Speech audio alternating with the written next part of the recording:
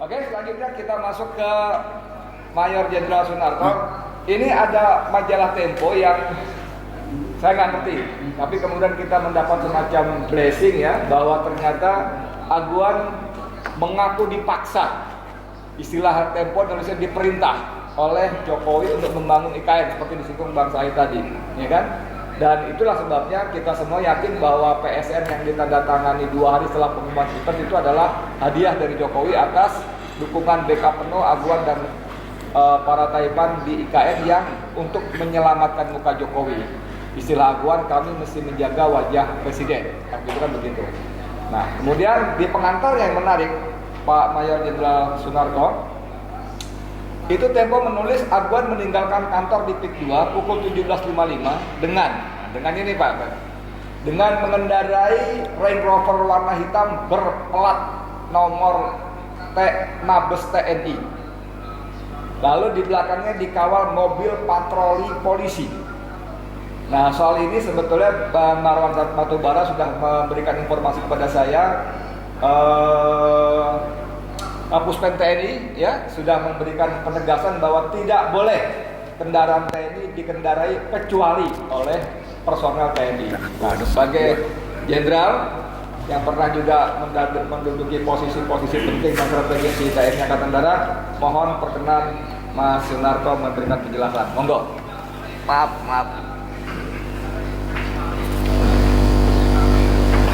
Terima kasih Pak Edi. Assalamualaikum warahmatullahi wabarakatuh. Satu pertanyaan tadi dari Pak Edi. Aguan menggunakan kendaraan dengan berplat dinas Mabes TNI. Terus terang saya katakan itu adalah ilegal, liar. Karena plat nomor kendaraan dinas itu hanya untuk kendaraan dinasnya TNI. Memang banyak terjadi yang menyalahgunakan ini. Tapi singkat saja katakan, kalau ada orang sipil atau non personel TNI menggunakan mobil, ya mobil apa ya?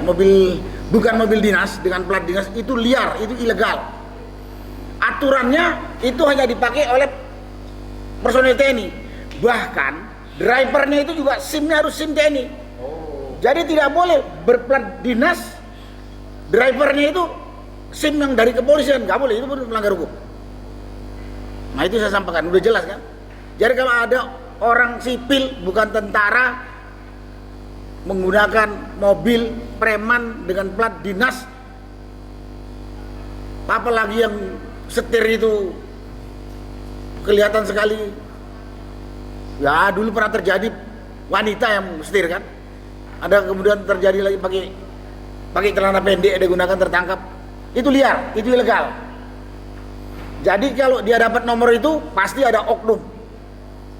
Ya mungkin buat orang-orang tertentu pakai plat nomor mobil TNI itu gagah gitu. Atau takut dia kalau ada sweeping atau ada razia, supaya menghindari itu dia pakai itu. Tapi sekali lagi itu liar dan ilegal. Itu yang saya tahu aturan waktu saya masih dinas, dan saya tahu itu masih berlaku sampai saat ini. Itu yang bisa saya jawab, Pak. Kemudian, ya. Jadi Pak Jenderal, ini kan sudah bukan rahasia lagi bahwa Aguan ini salah satu oligarki yang bahkan sekarang jadi ikon. Bahkan dalam di debat terbuka pun dia mengatakan mulut saya adalah undang-undang. Ya, kemarin di Kesultanan Banten ada korbannya. Nah, ini sekaligus penepis nih. Kan dihembus-hembuskan oleh mereka bahwa Said Diduti mengobarkan semangat rasialisme, ya, mempertentangkan antara Cina dan pribumi. Maksud saya WNI keturunan dengan pribumi. Ternyata kemarin hadir di acara Kesultanan Banten itu seorang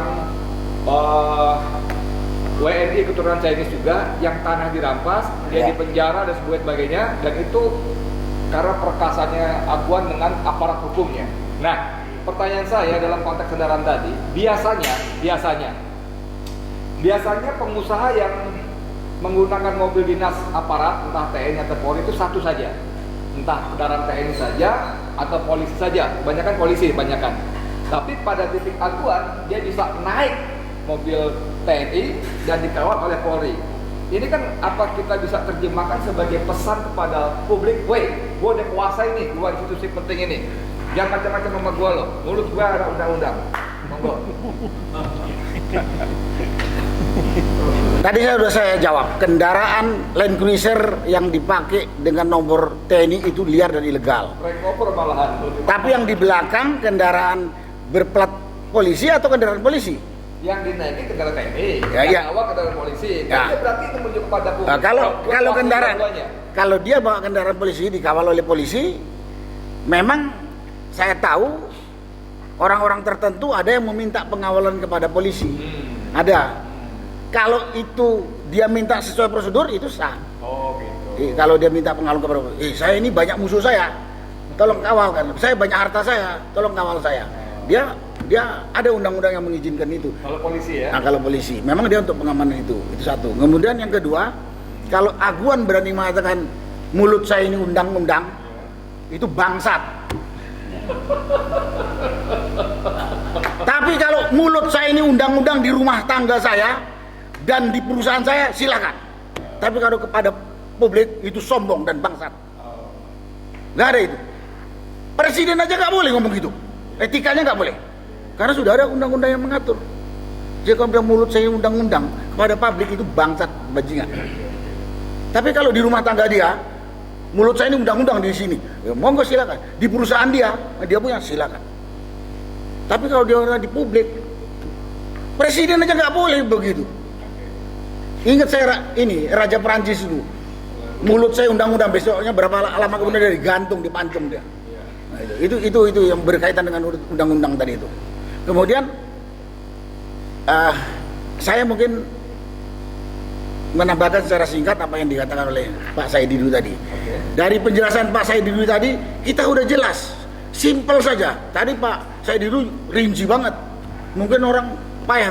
Kalau saya cuma lihat skep Menko tentang penetapan PSN, situ ada P2 dengan BSD. Kemudian ada surat dari Ketua Komite Percepatan Pembangunan Infrastruktur Prioritas. Di situ jelas yang disampaikan oleh Pak Saididu tadi. Kalau dijumlahkan cuma 1.755 hektar yang tadi daerah bisa katakan. Dari 1.755 hektar itu yang harus dibebaskan dari rakyat juga nggak sampai ratusan, karena yang lain memang tanah negara.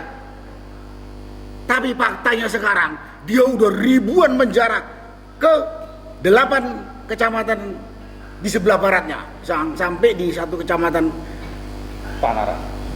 Tanara Serang. Kalau kata Pak Saididu tadi itu perselingkuhan hukum.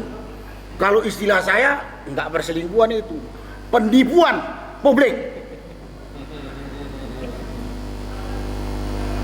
pembohongan kepada publik, termasuk kepada negara. Nah, di sini yang perlu saya sampaikan, yang ngasih perintah, yang mengasih izin kepada ASG Aguan ini, Menko kan, yang menetapkan jumlahnya 1.755 juga pejabat pemerintah kan. Masa dia tidak melakukan kontrol terhadap apa yang dikerjakan oleh Aguan?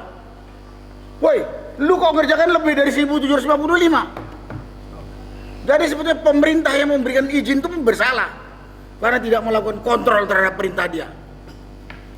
Sedang Aguannya udah jelas rakus dan menipu, tadi saya katakan.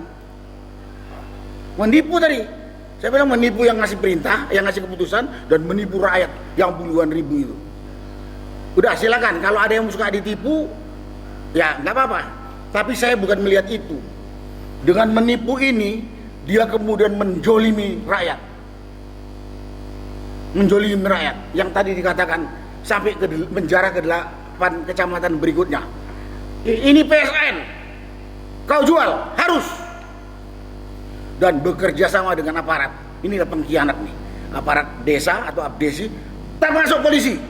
Kenapa saya katakan polisi? Saya pernah dapat laporan, dilaporin polisi Sungai di Keruk, udah terima aja.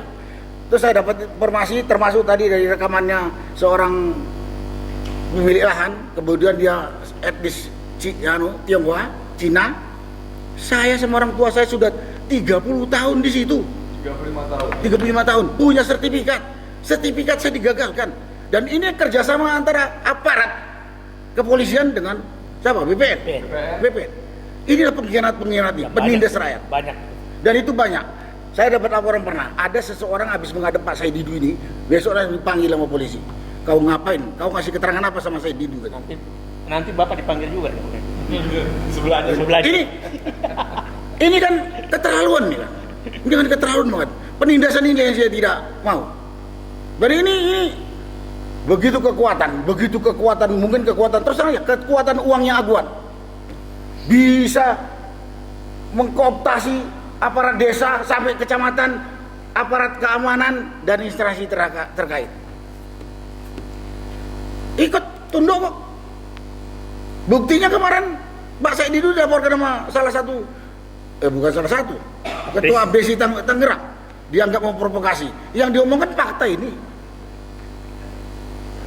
Dan ini yang jadi saya konsernya kepada penindasan dilakukan oleh pengusaha, didukung oleh penguasa. Yang jadi korban tuh rakyat miskin, rakyat yang makan saja susah. Dan ini yang pengembang ini kan orang kaya ini. Apa enaknya jadi kaya hasil merampok orang miskin? Dan penguasa nggak ngeliat itu. Oke, saya tadi baru bilang polisi aparat desa saya. TNI pun saya salahkan itu. TNI itu nggak buta, nggak tuli, nggak tolol. Melihat seperti itu diam saja. Saya bekas prajurit TNI juga. Saya bekas komandan Kodim, saya bekas komandan Korem. Saya juga bekas Panglima Kodam. Saya tahu aparat saya itu. Kau kalau lihat polisi Gano diingatkanlah baik-baik. Kalau lihat aparat yang ingatkanlah baik-baik. Di situ ada Babinsa. Saya belum dapat laporan yang Babinsa atau dan Ramil ikut-ikutan. Tapi dia pasti tahu. Kok diam saja? Nah kalau kata Pak Damai Hari Lubis, kalau kita melihat sesuatu pelanggaran hukum, kita lihat, kita diam saja, ikut dosa kan? Betul kan? Ikut juga berbuat kejahatan. Nah di situ.